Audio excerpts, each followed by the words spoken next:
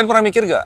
Apa bedanya kekristenan dengan agama? Ada satu cara yang sangat mudah untuk menjelaskan perbedaannya, yaitu agama itu pada dasarnya adalah membangun jembatan antara manusia dengan Allah, dan dengan perbuatan baik mereka, ritual-ritual tertentu, mereka berharap diterima atau berkenan kepada Tuhan. Sama seperti jembatan ini. Pada saat jembatan ini dibuat untuk menyeberang dari sini ke sana, itu seperti manusia di sisi sini, Tuhan ada di sebelah sisi sana. Dan setiap upaya manusia untuk berkenan kepada Tuhan seperti bikin patok-patok baru, dan kemudian jembatannya makin lama makin ke sana. Mereka mengira jarak antara manusia dengan Allah itu cukup sedikit, sehingga dengan perbuatan baik mereka akhirnya sampai. Nah, yang mereka tidak sadari secara kebenaran Alkitabiah adalah bahwa jarak antara manusia dengan Tuhan itu adalah kekekalan. Sangat-sangat jauh sekali, tidak terseberangi oleh perbuatan manusia apapun. Jadi, dosa itu memisahkan antara Allah dengan manusia, sedemikian hingga tidak mungkin manusia bisa mencapai Allah dengan cara apapun. Jadi apa solusi dari pihak Tuhan? Nah, sebenarnya kecenderungan manusia ini sudah ada sejak Adam dan Hawa pertama kali jatuh dalam dosa, yaitu mereka pergi ke pohon ara itu, menutupi tubuh mereka yang mereka sadari bahwa telanjang, mereka tutupi dengan daun-daun, dan itu mereka berharap bisa menekan rasa bersalah mereka. Daun pohon ara itu adalah agama, upaya-upaya manusia untuk berkenan. Mereka juga berusaha meredam rasa bersalah yang ada di dalam hati mereka.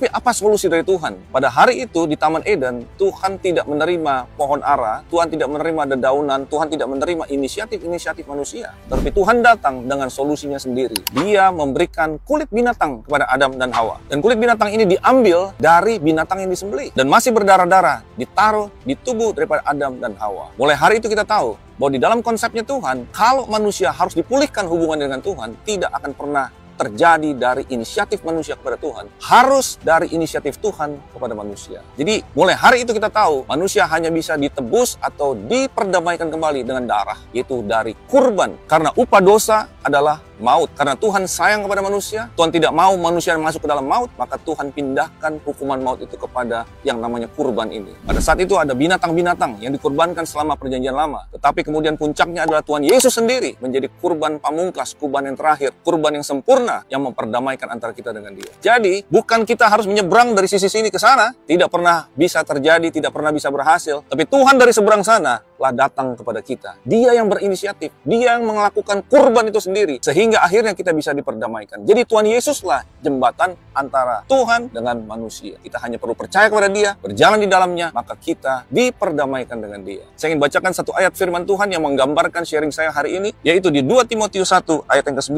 dikatakan, Dialah yang menyelamatkan kita dan yang memanggil kita dengan panggilan kudus, bukan berdasarkan perbuatan kita. Jadi tidak pernah dari sini kita membangun jembatan, ada yang merasa dia lebih baik dari yang lain, lebih kudus dari yang lain. Lompatan mereka atau jembatan mereka tidak akan pernah sampai ke Tuhan. Jadi dikatakan bukan berdasarkan perbuatan kita, melainkan berdasarkan maksud dan kasih karunia-Nya sendiri yang telah dikaruniakan kepada kita dalam Kristus Yesus sebelum permulaan zaman. Tuhan telah berinisiatif untuk menjangkau kepadamu, mengampunimu. Kita hanya perlu percaya kepada Dia dan karyanya, maka kita bisa diperdamaikan kembali. Yesus Kristus adalah jembatan. Bukan kita yang bangun jembatan, Dia yang telah menyediakan bagi kita terlebih dahulu untuk kita percaya dan tinggal di dalam Dia. Diberkatilah.